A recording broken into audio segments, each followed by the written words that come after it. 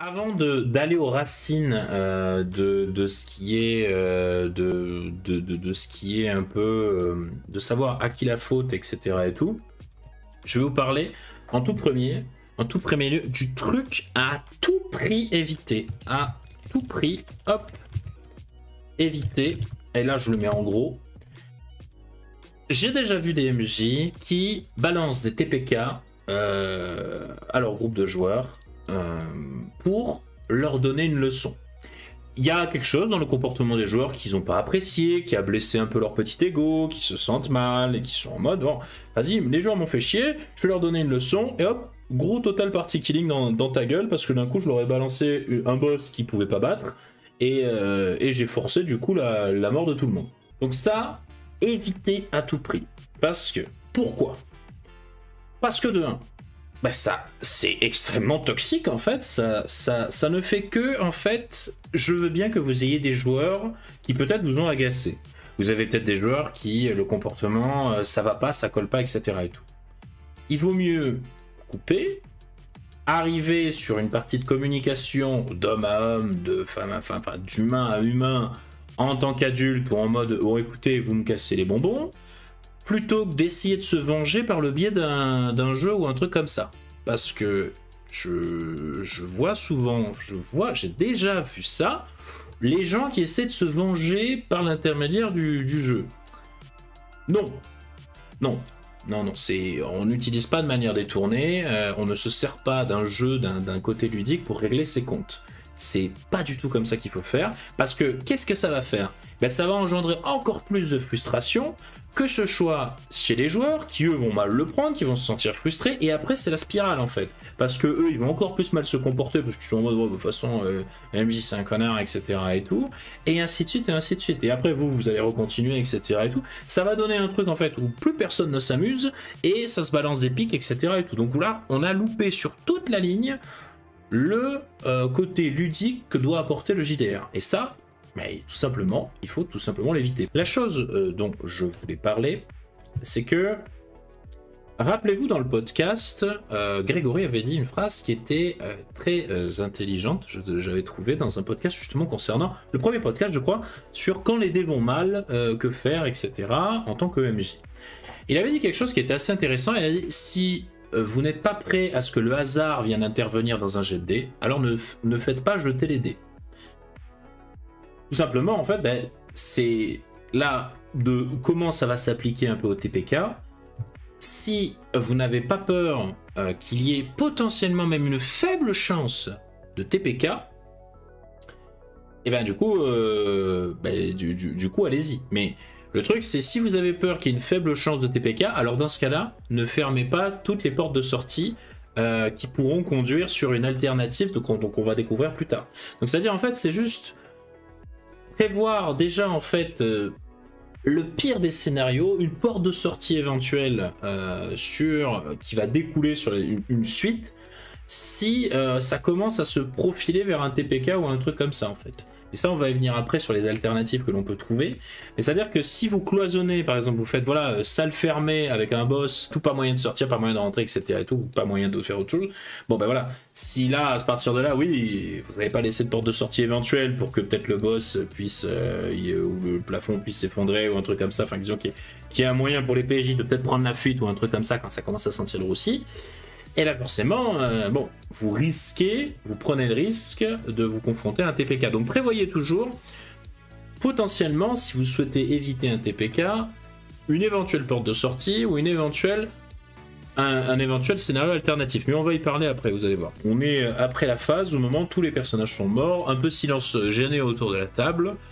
Qu'est-ce qu'on fait à ce moment-là? Bon, c'est le moment où de toute manière, il n'y a pas de RP, on peut pas raconter autre chose, etc. et tout. C'est le moment un peu où on pose le jeu, on met un peu les trucs à plat, vous descendez votre écran de MJ, vous dites bon, alors discutons. Qu'est-ce qui n'est pas allé? Donc là, c'est pour l'instant le premier truc que vous devez faire, c'est que obligatoirement, vous savez très bien que ça va construire des frustrations. Vous savez très très bien que c'est pas agréable de perdre. Personne n'est là, même s'il y a des gens bons perdants, on préfère tous gagner. Il n'y a pas des gens en mode ah putain j'ai perdu. Non. Tout le monde a envie d'avoir la médaille d'or et d'être sur le podium acclamé par tout le monde. Eh oui, voilà, c'est évident. Donc, personne, il y a des gens pour qui sont un peu indifférents quant au fait de perdre, mais bah, ils auraient préféré gagner quand même. Donc, dites-vous bien que ça va créer de la frustration. Le premier truc à faire dans ce moment-là, c'est, comme je vous l'ai dit, de poser un peu, sortir un peu du jeu, de poser votre écran de MJ, et on va passer par une phase de, on va dire, de... Comment dire, peut-être de support, alors c'est un peu le mot un peu fort, mais de support mental, on va dire, pour dire, bon allez, c'est pas grave, déjà poser les bases, tout simplement amener le fait que ce n'est pas grave, ok? Amener juste ce fait-là que ce n'est pas grave, on commence pas de suite à se pointer du doigt en disant c'est votre faute ou un truc comme ça et tout, non, surtout pas. C'est le premier truc à faire, tout simplement pour diminuer les éventuelles frustrations et que ça commence pas à partir en pugilat avec ça, parce qu'évidemment, c'est un travail d'équipe, et quand on perd dans une équipe, dans les vestiaires, on commence toujours un peu à pointer en disant ouais mais c'est le défenseur aussi, il s'est mal placé, etc. et tout, le gardien n'était pas réveillé, il a pris 3 buts, etc. et tout. Voilà, il faut surtout pas commencer à ce que dans les vestiaires ça commence à s'envoyer des pics en disant que ouais mais le tank était mal placé, le paladin il a pas fait ça, il a pas utilisé son sort, il aurait utilisé son heal, etc. Non, non, non. On commence pas à faire ça, voilà. C'est le truc, amener le fait que ce n'est pas grave, et que comment on peut faire pour on continue quand même éventuellement à s'amuser. Parce que c'est ça le truc qu'il faut pas oublier, bon sang, c'est que on est là pour s'amuser. Alors certes, la défaite peut faire partie de l'amusement, etc. et tout, peut faire partie de l'histoire que l'on souhaite raconter, etc. Mais il faut bien comprendre qu'à un moment donné, si c'est juste pour enclencher une frustration, je pense que tout le monde la vit suffisamment déjà au travail ou dans la vie quotidienne, les frustrations. Donc bon, si là aussi dans un loisir, on se prend des frustrations gratuites, c'est pas agréable. Surtout que c'est pas un truc où il y a du PVP, etc. C'est un truc où c'est censé raconter une histoire et on est censé être dans du créatif. Il faut qu'on arrive à se dire, bon, comment on en est arrivé là? Parce que clairement, comme je vous l'ai dit au départ, un peu comme vous l'avez dit un petit peu lors de votre discussion, salut à Koa, bienvenue à toi, assis-toi donc. Comme on l'a dit un peu dans vos témoignages, etc. et tout, le fait d'arriver sur un total party killing, bon, c'est pas voulu. Sauf dans les cas de one shot, mais là, vraiment dans le cas où on parle, c'est pas quelque chose qui est désiré. Enfin, dans le sens où ça ne sert pas l'histoire, c'est d'un coup un coup net, un coup de couperet net qui vient couper l'histoire dans son élan et dans sa dynamique, et du coup on en arrive à, voilà, comment on en est arrivé là, ça c'est important. Parce que quand on arrive aux causes, il faut surtout pas qu'on soit là en mode à qui la faute, non, c'est qu'est-ce qui a causé ça. On n'est pas en train de pointer du doigt, on est en train tout simplement de mettre le doigt sur qu'est-ce qui a fait, c'est pas pareil. Pointer du doigt et mettre le doigt sur, c'est deux choses différentes, hein, qu'on soit très clair. Il faut tout simplement dire, bon, comment on en est arrivé là? Alors, il y a 3 possibilités. Je vais les écrire et on va développer ensuite dessus. La faute du MJ, la cause, c'est la faute du MJ, et comprenez bien quand je dis faute, on n'est pas sur c'est ta faute, non, c'est vraiment le truc, la source vient d'une décision du MJ, vient de ça, etc. Pourquoi je mets le MJ en premier? Parce que il est un peu, à mon avis, biaisé de croire que, d'une manière statistique, c'est le plus souvent la faute des joueurs. Personnellement, je pense que c'est totalement biaisé et c'est extrêmement égocentré, voire un peu, on va dire, c'est jamais ma faute, etc. et tout. Il ne faut surtout pas être dans cette optique. La première personne que sur laquelle vous devez vous questionner quand il y a eu quelque chose qui s'est mal passé, mais ça c'est pas que pour le TPK, hein, quelque chose qui s'est mal passé dans votre séance de jeu, etc. et tout, quelque chose qui s'est tout simplement qui ne s'est pas passé comme vous l'auriez pensé, voulu, désiré, il faut d'abord que vous commenciez à vous dire, est-ce que c'est pas ma faute à moi? Très important, c'est le premier truc à faire. Sans vous dévaloriser, sans vous jeter des pierres, sans vous flageller, bien évidemment. Mais vous devez vous dire, est-ce que l'erreur vient pas de moi, ou est-ce que je me suis mal fait comprendre, est-ce que j'ai mal expliqué quelque chose? Je m'explique pourquoi ça peut être principalement des fois la faute du MJ. Pour plusieurs raisons. La première, c'est que vous décidez de manière arbitraire, des fois, de leur poser par exemple un troll ou un dragon aux yeux verts, etc. et tout, un dragon aux yeux bleus. Enfin bref, vous décidez d'un coup dans leur aventure que les joueurs sont prêts à affronter tel monstre, tel boss, telle créature, de manière complètement arbitraire. Alors, vous pouvez vous dire, oui, mais bon, il y a marqué, adapté pour les personnages de niveau Intel, etc. et tout. Oui, d'accord. Et alors, ça vous aide un peu à vous aiguiller brièvement en vous disant, ben là, c'est plus adapté à un groupe de ça, etc. Mais ça, vous avez un groupe que de healers de niveau 10. Si vous leur mettez un truc qui tue, enfin disons qui bloque les pouvoirs de heal et qui tue les healers facilement, bah, ça a beau être adapté pour des personnages de niveau 10, vous flinguez le groupe. Donc il faut arriver à vous dire aussi, le truc c'est que est-ce que j'ai bien fait Et le pire, c'est ça aussi, c'est encore plus probant quand vous créez vos boss, que vous amenez, c'est vous-même qui créez les faux, les ennemis. Pourquoi avoir mis... D'accord, ok, alors là, je lui ai mis 5 en force, mais pourquoi je lui ai pas mis 4 pourquoi j'ai pas mis 4 en fait? Voilà, et ce petit 4, ce petit 1 point comme ça, il aurait peut-être tout changé dans le truc en fait et tout.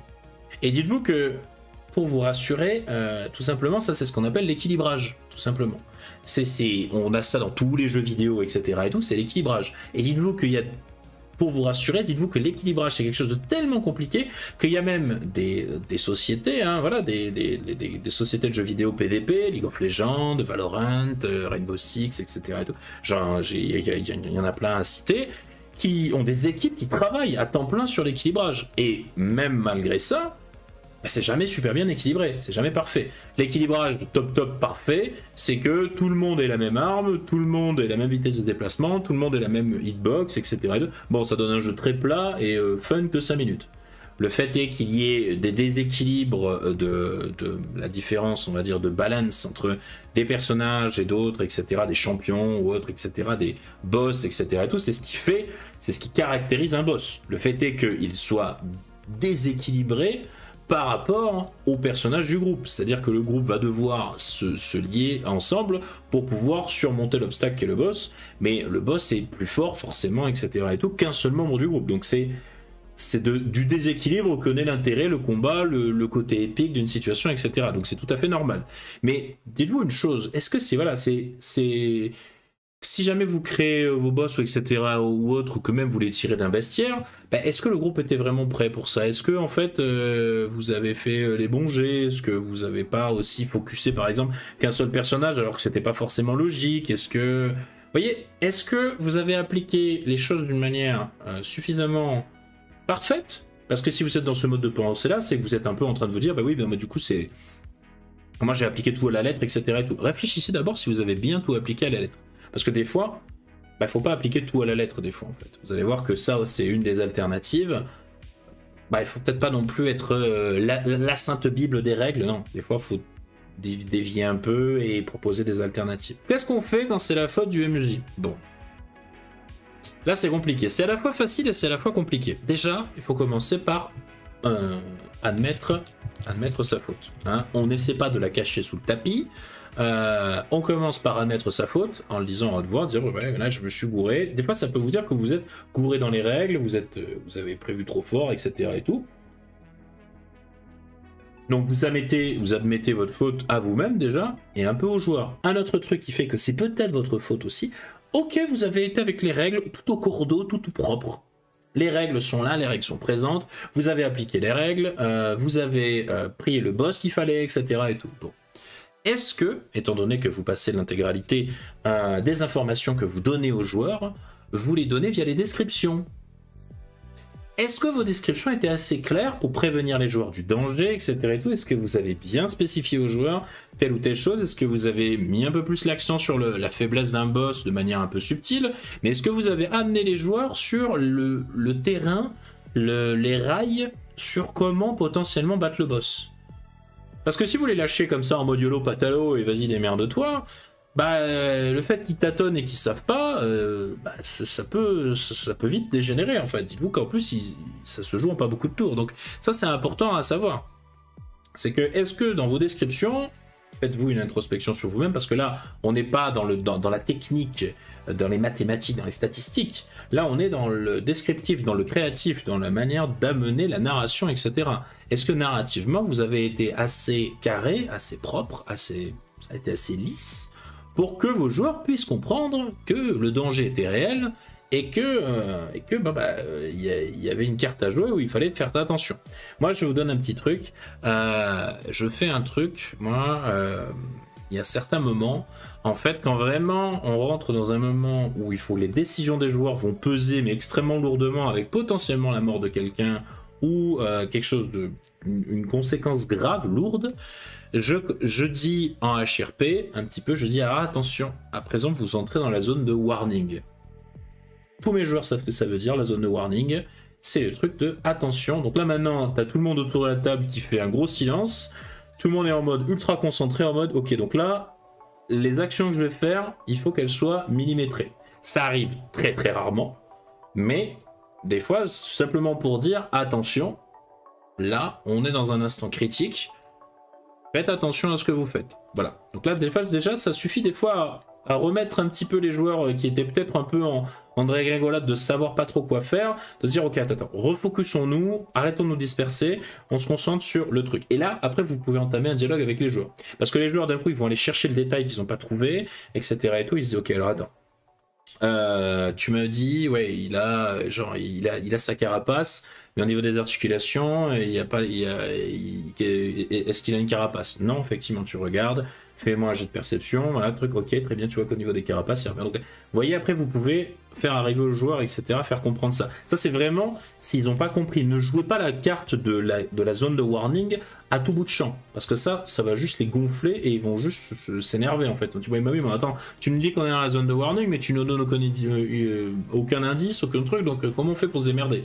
Donc, il faut arriver, c'est vraiment le truc que vous avez développé, donné, etc., et tout, et vous êtes en mode, maintenant, vous avez peut-être pas fait ce qu'il fallait, ou ça n'est pas tourné comme il s'est passé, etc. et tout, ou vous êtes dans une, pas forcément, mais voilà, vos choix vous ont mené dans une position qui fait que là, en tant que MJ, ça va être compliqué de vous faire un Deus Ex Machina parce que j'ai pas envie d'en faire, donc voilà, il faut juste amener doucement la zone de warning, et après, que les joueurs se concentrent et agissent au mieux de concert, parce que ça, la zone de warning, ça force la coopération, hein. D'un coup, tout le monde est en mode qui c'est qui risque de crever, comme ça, et c'est en mode, voilà, donc ça redonne un coup de fouet à la coopération, et en plus de ça, ça pose l'ambiance un petit peu. Deuxième élément qui peut arriver, qui peut être souci, voilà, en statistique, on va dire, c'est la faute des PJ. Alors, la faute des PJ, vous avez vraiment énoncé, mis la zone de warning, le Kairos, tout ça, etc., tout ce que je vous ai dit, blablabla. Et là, les joueurs, vraiment, ils persistent à mort, vraiment, dans le fait de faire la chose de manière mal. Bon. Là, mauvaise décision de la part des joueurs, etc., ça enchaîne les mauvaises décisions et tout. Bon. Là encore, on revient un peu à... Désolé, hein, encore une fois, pas pour accabler les MJ, mais on revient encore un peu dans la faute des PJ. C'est un peu... La faute des PJ, c'est un peu le miroir de la faute du MJ. Ou du moins, on peut en voir se dessiner l'ombre à l'intérieur. C'est-à-dire... Ok, les joueurs n'ont pas vu les signaux que vous leur avez mis, etc. et tout, ils n'ont pas compris tous les warnings que vous leur avez mis, etc. et tout. Ok, mais est-ce que les panneaux que vous aviez estampillés comme ça au bord de la route, que vous avez égrenés, plantés à la suite, est-ce qu'ils étaient bien lisibles? Est-ce que vous les avez mis de manière bien compréhensible, bien truc?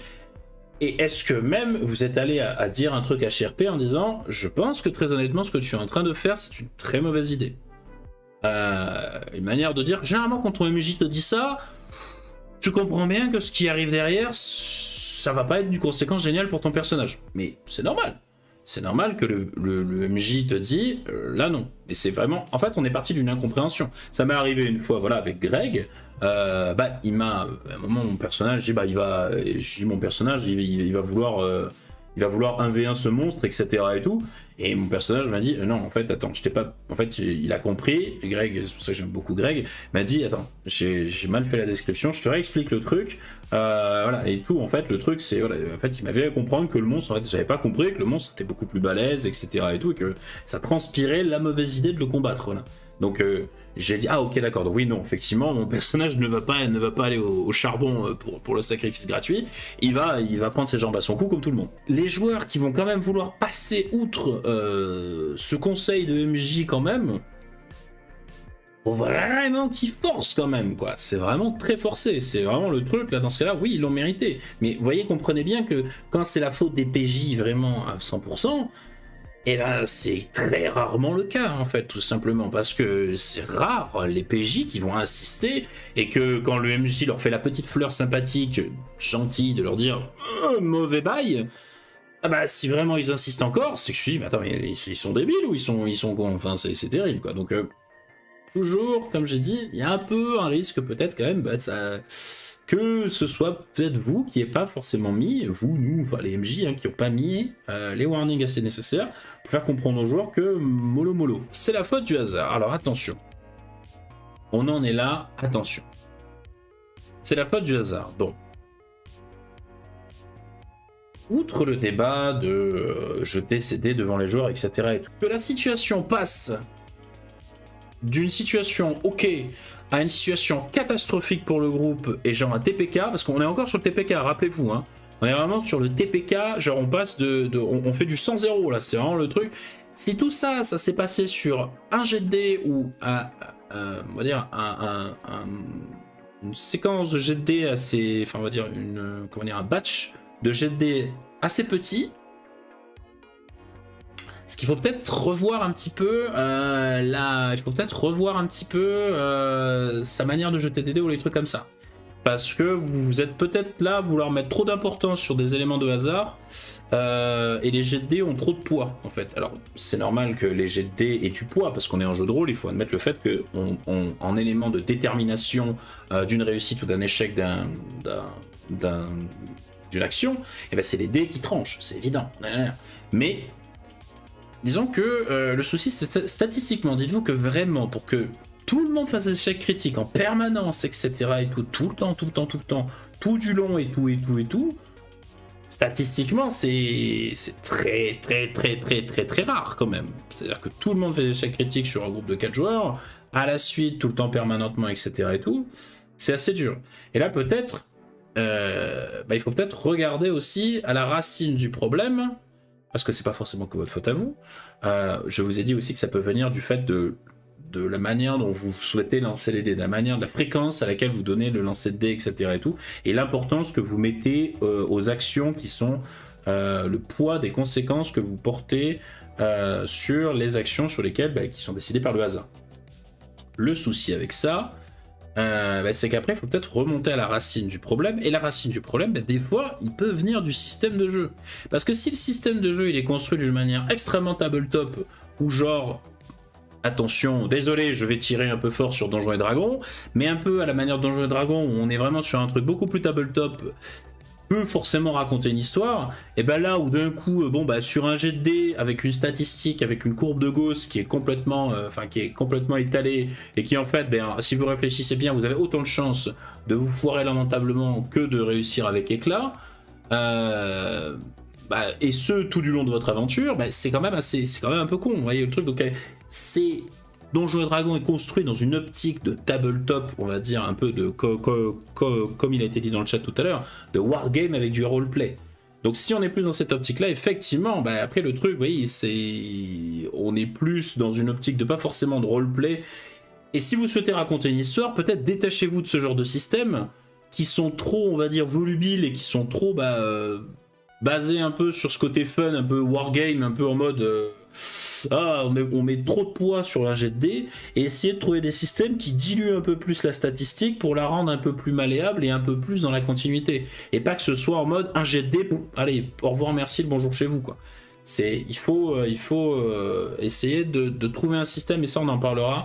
Je vais faire une vidéo dans pas longtemps, justement on en parlera, de trouver un système qui soit adapté à l'histoire que vous souhaitez raconter. il n'y a pas de bon ou de mauvais système. Enfin, si, après, il y a des bons et des mauvais systèmes.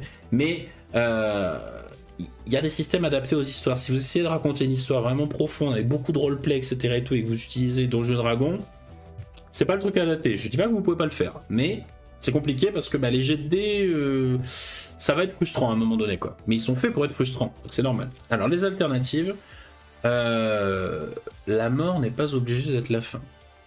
C'est-à-dire le truc, vous êtes les alternatives au TPK, c'est-à-dire le truc, là, donc c'est là où vous êtes un peu à contribution. Bon, on est les personnages, effectivement, sont dans cette situation délicate, etc. et tout.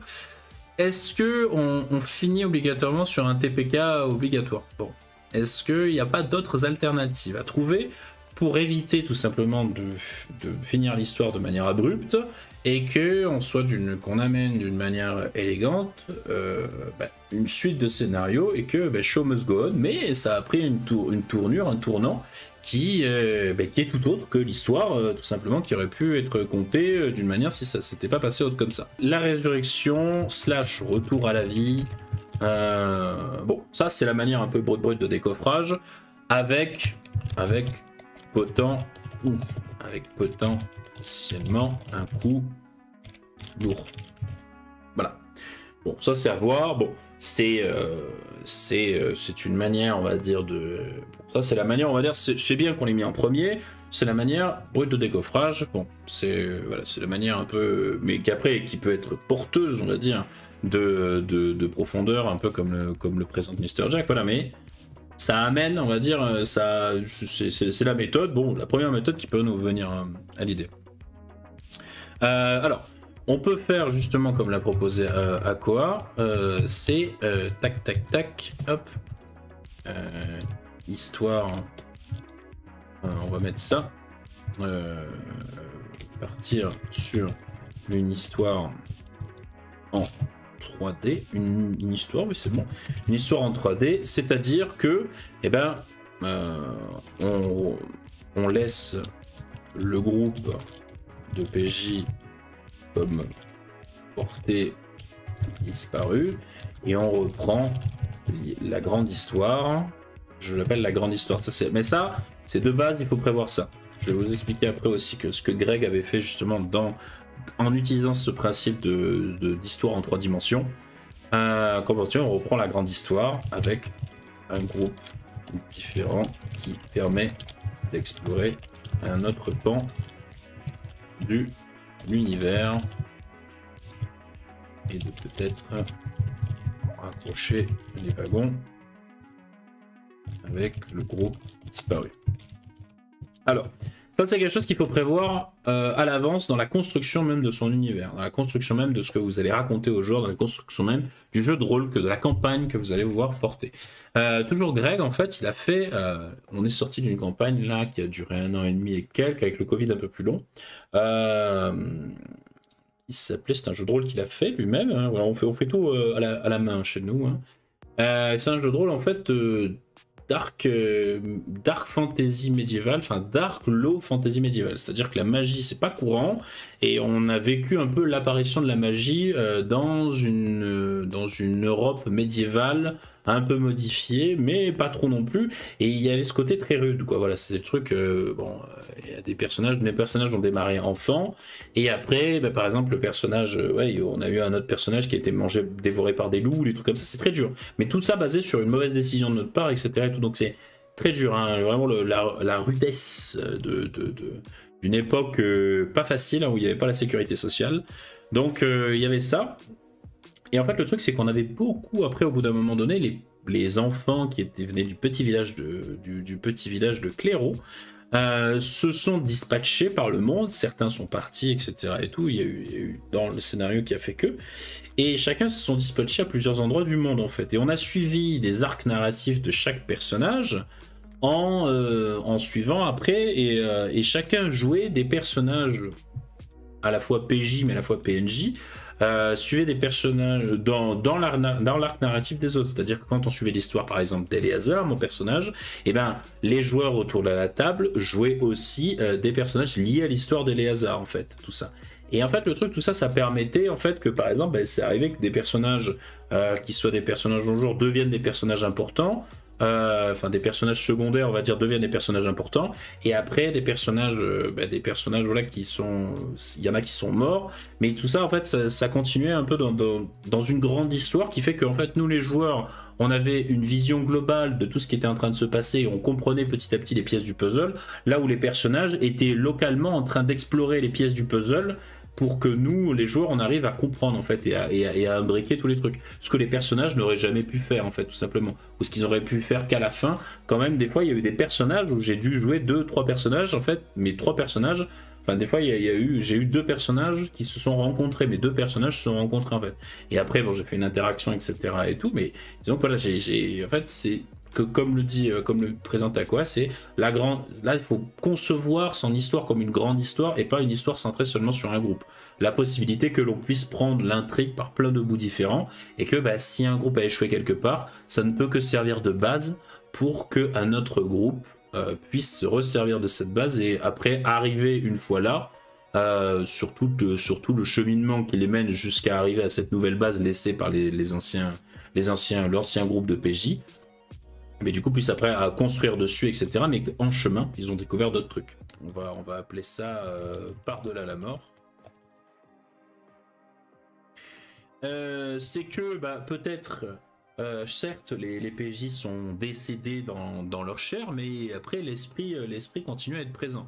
Et par exemple, bon, admettons, d'un coup vous êtes. Alors là, attention, c'est déjà un petit peu plus cossu, on va dire. C'est d'un coup vous rentrez dans un autre domaine. Mais admettons, ils vont devoir par exemple bah, s'enfuir ils tombent en enfer. Ils vont devoir par exemple s'enfuir de l'enfer. Donc après c'est vous qui voyez, etc. et tout. Ils vont devoir, ils finissent dans le monde spirituel ou quelque chose, dans un limbo, on va dire. Et ils doivent s'en échapper en fait. Ils doivent revenir dans le monde des vivants. Ils doivent se battre pour essayer de revenir dans le monde des vivants. Un peu comme vous savez, il y a le jeu aussi Dante Inferno. Et puis après l'histoire d'Orphée, Eurydice, etc. et tout sur le chemin qui revient des enfers. Et donc, bah voilà. Après voilà, vous êtes prêts à raconter une autre histoire. Et peut-être un arc narratif entier qui s'est basé sur le TPK, mais qui d'un coup raconte une histoire qui dépasse un entendement, une limite que vous étiez, qui vous limitait, on va dire, une limite qui vous limitait super, mais qui vous contraignait à une certaine, on va dire, logique un peu prosaïque. Là, voilà, vous pouvez partir dans le truc, les enfers vont devoir se battre contre Cerbère ou les trucs comme ça. Vous voyez, d'un coup, vous pouvez faire, bon voilà, ils vont devoir s'échapper, voilà, capturer, tout ça et tout. Tout le truc, après ils vont être interrogés ou un truc, parce que bon, bah, admettons ils sont agonisants au sol, et puis bon, ils ont des informations, des trucs et tout, donc après il va y avoir un peu bah, le truc, s'échapper de la prison, comme dans Get Out, ou les trucs comme ça, donc là coup, vous ramenez encore une fois un autre scénario, etc. et tout, c'est ça qui est intéressant en fait. Ça, dans un truc où vous racontez une histoire, comme je vous l'ai dit, si vous avez les cassures toutes les 5 minutes, ça va être difficile. Donc voilà, il faut bien y penser. C'est pas quelque chose de facile. Ça dépend encore une fois du JDR que vous avez. Il y a moyen de raconter autre chose qu'un TPK, qu'une mort, etc. et tout, qui sont capturés, qui sont envoyés dans le monde des morts ou un truc comme ça, etc. et tout. Enfin, il y a manière de raconter une histoire. Après, si vraiment il n'y a pas de manière de raconter une histoire après, ben, tout simplement une issue malencontreuse. C'est que vous avez peut-être mal prévu le truc de base ou que dans ce cas-là vous avez un peu joué avec le feu, comme on le dit. Voilà, c'est le truc à un moment, bon bah oui, mais en même temps j'ai mis du hasard là où j'étais pas prêt à avoir du hasard, et le hasard m'a tiré une balle dans le pied. Oui, mais bon, c'est que tu as laissé rentrer le hasard dans un territoire où tu n'étais pas forcément prêt à en assumer toutes les conséquences, toutes les outcomes. J'ai pas le mot en français, je suis désolé, mais toutes les possibilités, voilà. Donc après, on peut s'en prendre à soi-même, en fait, tout simplement, le truc. C'est ça qui est important, en fait, il faut se dire.